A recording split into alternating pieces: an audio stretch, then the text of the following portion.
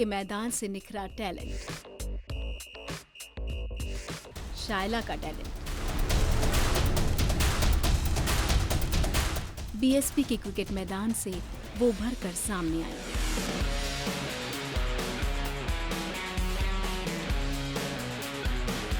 Under 14 के दौरान वो सेक्टर 8 के मैदान में प्रैक्टिस किया करती थी, लेकिन बाद में अंडर 19 के लिए उसे कोच राजा बनर्जी ने लड़कों के साथ प्रैक्टिस कराई, क्योंकि उन दिनों क्रिकेट के मैदान में लड़कियों की संख्या कम थी। लड़कों के साथ खेलते खेलते शायला की स्ट्रेंथ और स्टेमिना दोनों ही कॉन्फिडेंस के साथ बढ़ रहा था।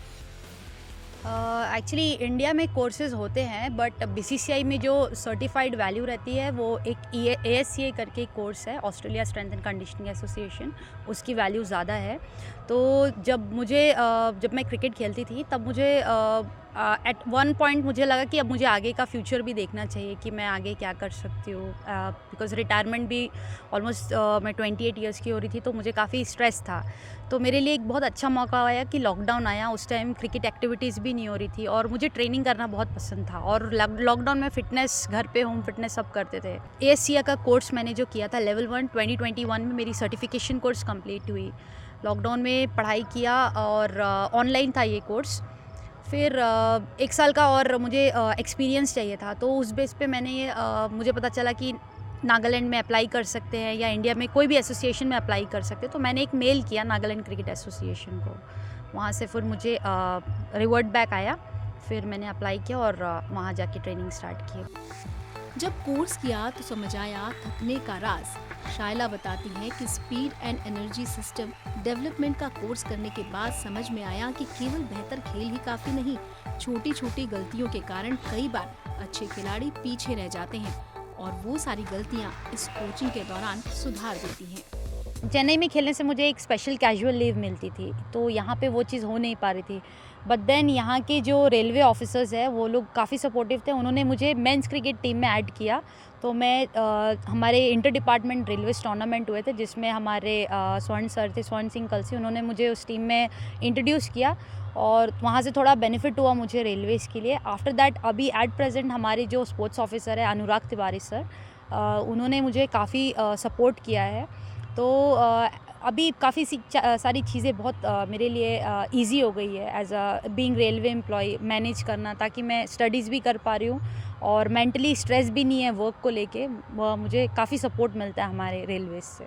हमने हमारी बेटियों को सबको यही शिक्षा दी, बेटा पढ़ो और आगे बढ़ो। हमेशा हमने यही चाहा और जिसमें इनको तरक्की लगी हम भी उसी में खुश हैं। इन्होंने बहुत मेहनत की, हमारी बच्ची ने, और इसको इंटरेस्ट था शुरू से। बचपन में ये बच्चों के साथ खेलती थी गली में, उसी टाइम से इसको ये क्रिकेट में बहुत इंटरेस्ट था। मम्मी जाऊंगी, मैं बोली ठीक है बेटा ज्वाइन करो। उसमें इनके जो कोच लोग थे जो यहाँ के, वो लोगों ने बहुत हेल्प की और ये ऐसे ही आगे बढ़ते गई। मेरे लिए एक बड़ा चैलेंजिंग टास्क था कि एक बच्ची आई और उस समय वुमेंस क्रिकेट इतना डेवलप नहीं हुआ था, बट ये हम इसको लड़कों के साथ डेवलप करना शुरू किए कि हम चाहते हैं कि वो भी इनके साथ रह रहे, कि इसका कॉन्फिडेंस जो है वो हाई रहे। और हम जब भी सैटरडे संडे प्रैक्टिस मैच वगैरह खेलते थे तो बच्चों के साथ इसको खिलाते थे। वहीं से हमने इसकी टैलेंट को सर्च किया और बाद में फिर इसने बड़ा अच्छा किया। फिर ये तमिलनाडु के लिए खेली, रेलवेज़ के लिए खेली, MP के लिए, CSCS के लिए भी खेली।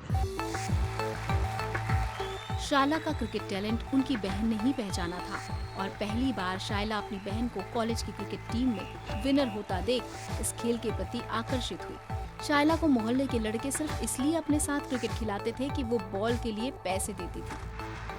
शायला की मां का मानना है कि बेटियों को रोक टोक कर नहीं, बल्कि कभी कभी उनके मन की भी करने देना चाहिए। जब उन्होंने बेटी का टैलेंट देखा तो सपोर्ट किया। बाकी कई लोगों ने ताने भी मारे, पर आज उसकी सफलता ने उनके तानों का जवाब दे दिया।